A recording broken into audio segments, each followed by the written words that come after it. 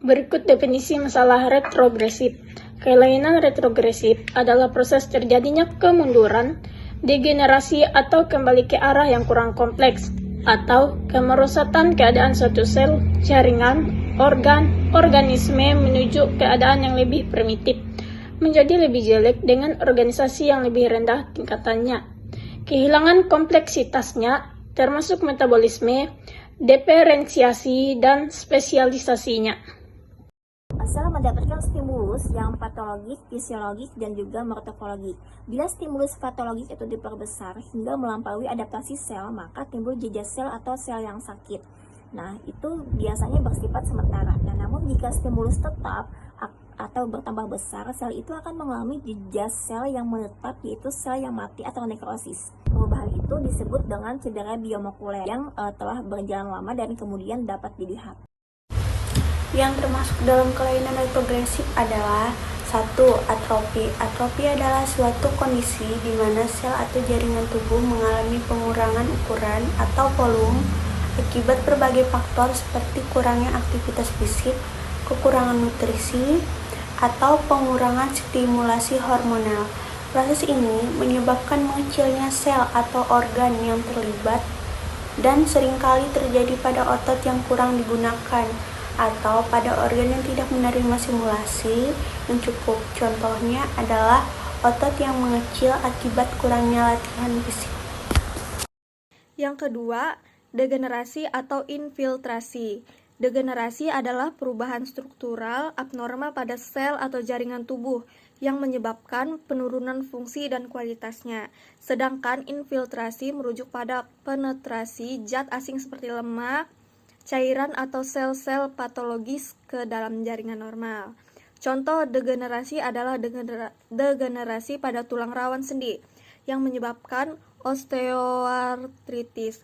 Sementara infiltrasi dapat terjadi pada hati yang terkena infiltrasi lemak dalam kondisi hati berlemak. Yang ketiga, gangguan metabolisme. Gangguan metabolisme terjadi ketika proses biokimia dalam tubuh untuk menghasilkan energi dan mempertahankan fungsi sel terganggu. Ini bisa disebabkan oleh berbagai kondisi, misalnya kekurangan enzim tertentu, gangguan hormonal, atau ketidakseimbangan zat kimia dalam tubuh. Contoh gangguan metabolisme adalah diabetes mellitus tipe 2 yang terjadi akibat ketidakmampuan tubuh untuk metabolisme gula secara efektif. 4. Nekrosis. Nekrosis adalah kematian sel atau jaringan yang disebabkan oleh berbagai faktor seperti cedera, infeksi, atau kekurangan pasokan darah ke area tertentu. Proses ini biasanya tidak terkontrol dan dapat menyebabkan peradangan di sekitarnya. Contoh nekrosis adalah infark miokard yang merupakan kematian jaringan otot jantung akibat kurangnya pasokan oksigen yang cukup ke jantung. 5. Apoptosis.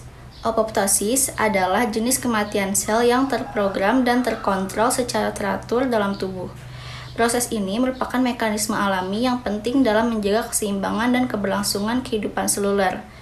Apoptosis terjadi saat sel-sel tubuh tua, rusak, atau tidak diperlukan lagi, mati dengan cara yang teratur tanpa merusak jaringan sekitarnya. Contoh apoptosis adalah kematian sel-sel dalam proses perkembangan embrio yang telah mencapai fungsi atau lokasi yang telah ditentukan.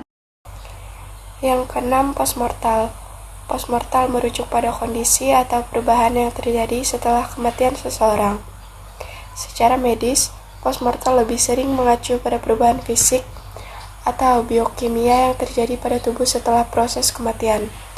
Contoh postmortal adalah rigor mortis atau kekakuan jenazah setelah kematian, dan adanya perubahan warna pada kulit yang terjadi setelah seseorang meninggal. Yang ketujuh, penimbunan pigmen.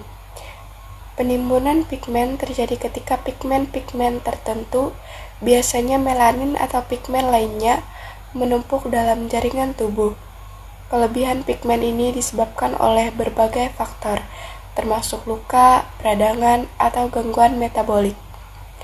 Contoh penimbunan pigmen adalah terjadinya bintik-bintik hitam pada kulit yang disebabkan oleh penumpukan melanin akibat paparan sinar matahari berlebihan.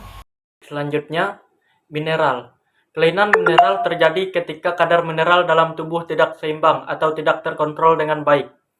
Kelebihan atau kekurangan mineral tertentu dapat menyebabkan berbagai masalah kesehatan, seperti kerusakan organ, gangguan keseimbangan hormonal, atau gangguan metabolisme. Contoh kelainan mineral adalah hipokalsemia, kadar kalsium dalam darah yang rendah, akibat kekurangan asupan kalsium atau gangguan penyerapan dalam tubuh. Selanjutnya, defisiensi. Defisiensi merujuk pada kekurangan atau kekurangan zat tertentu yang penting untuk fungsi normal tubuh. Defisiensi zat ini bisa termasuk nutrisi, hormon, enzim, atau vitamin. Kekurangan zat-zat ini dapat menyebabkan berbagai gejala atau masalah kesehatan, tergantung pada zat yang terlibat. Contoh defisiensi adalah anemia, defisiensi besi yang disebabkan oleh kekurangan zat besi dalam tubuh yang dibutuhkan untuk produksi sel darah merah.